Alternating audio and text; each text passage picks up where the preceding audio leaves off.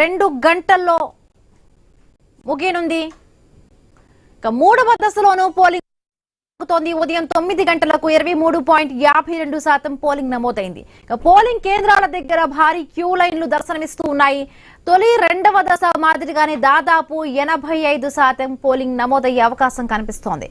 మూడవ విడతలో మొత్తం 3752 సర్పంచ్, 28410 వార్డు పదవులకు ఓటింగ్ నిర్వహిస్తూ ఉన్నారు. మధ్యాహ్నం 1 గంట వరకే పోలింగ్ జరుగుతుంది. మధ్యాహ్నం 2 గంటల నుంచి ఓట్ల లెక్కింపును చేపడతారు. సాయంత్రానికి తుది ఫలితాలు వెల్లడి కానుండడంతో పార్టీల్లో ఉత్కంఠ నెలకొంది. ఈ నెల 20న కొత్త సర్పంచ్లతో ప్రమాణ స్వీకారాలు చేయిస్తారు.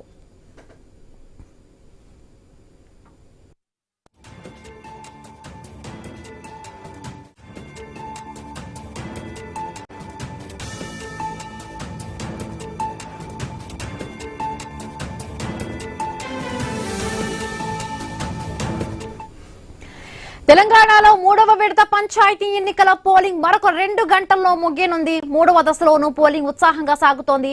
ఉదయం 9 గంటలకు 23.52% పోలింగ్ నమోదైంది. పోలింగ్ కేంద్రాల వద్ద భారీగా క్యూ లైన్లు దర్శనమిస్తూ ఉన్నాయి.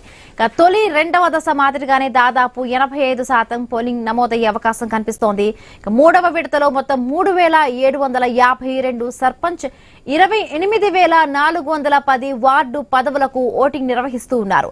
మధ్యాహ్నం 1 గంట వరకే పోలింగ్ జరుగుతుంది. మధ్యాహ్నం 2 గంటల తర్వాత ఈ లెక్కింపు ప్రక్రియను చేపడతారు. సాయంత్రానికల్లా కూడా తుది ఫలితాలు వెల్లడి కానుండడంతో